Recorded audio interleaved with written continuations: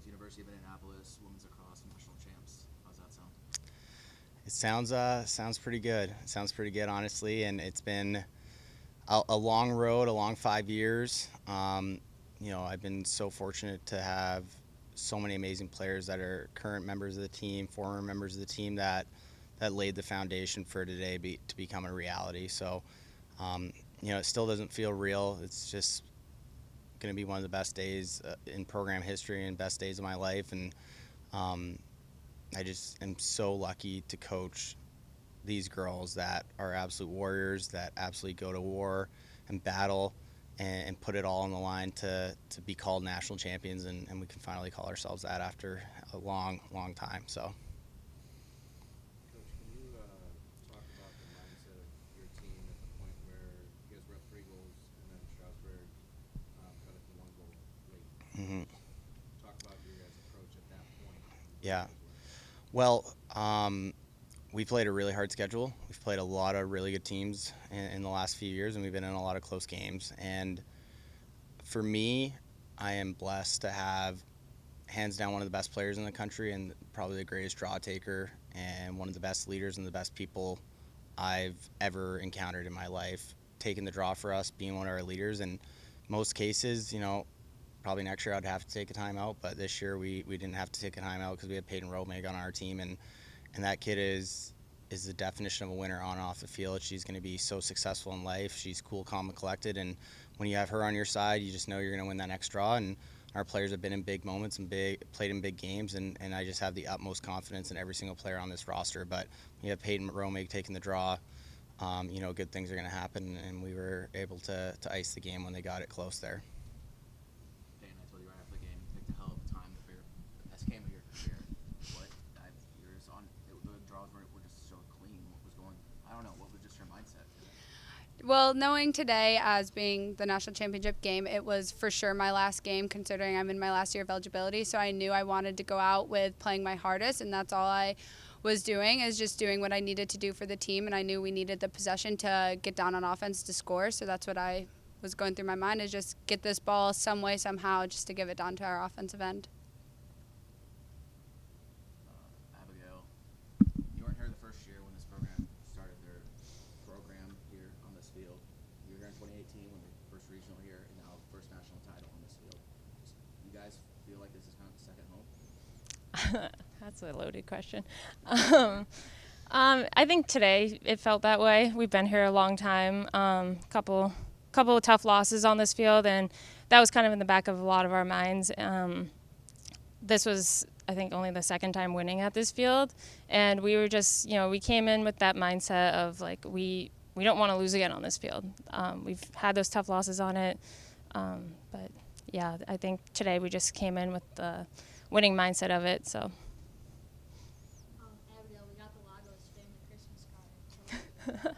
How did it feel not to have just your family here, but it was all crimson and gray in that stance? How did it feel to play in front of that crowd? It was incredible. I think that just speaks volumes about our program and the culture. We had so many alumni here coming out and supporting us, and it was just incredible. And I think also the crowd just really got us going towards the end, and we just really capitalized on the energy and really just honed in on it.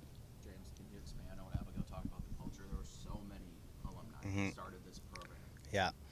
I mean, our alumni, our culture is everything. Like we preach family, and it truly is. Those girls that started the program, laid the foundation. I think 7 years ago they lost the first game in program history on this field, 15-0, and 7 years later we're winning a national championship on the field, and that would not be possible without their sacrifice, their hard work, really going through the tough times. We've joked a lot this year. These two are kind of the only ones that face some adversity in their career, where a lot of the younger kids have only known winning. So, I love every single one of those kids. They gave so much to this program, and we would not be in this position today without the foundation that they laid. Shane, can you talk about the defense? Both goalies split time all year, both really good, and just the defense, Michaela, Kara, everyone, especially today.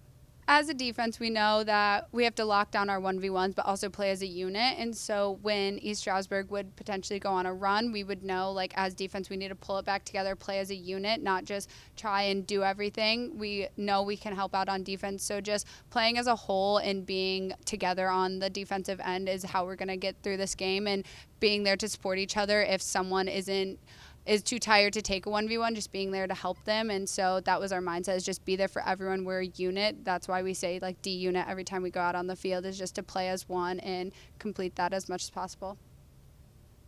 Coach, we've asked all the teams, to speak on their seniors as their season comes to an end, but you guys stand as the champions.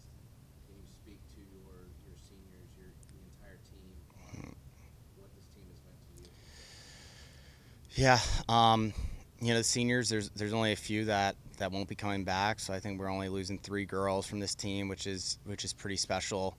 But this entire team, the seniors, I am not an easy coach to play for.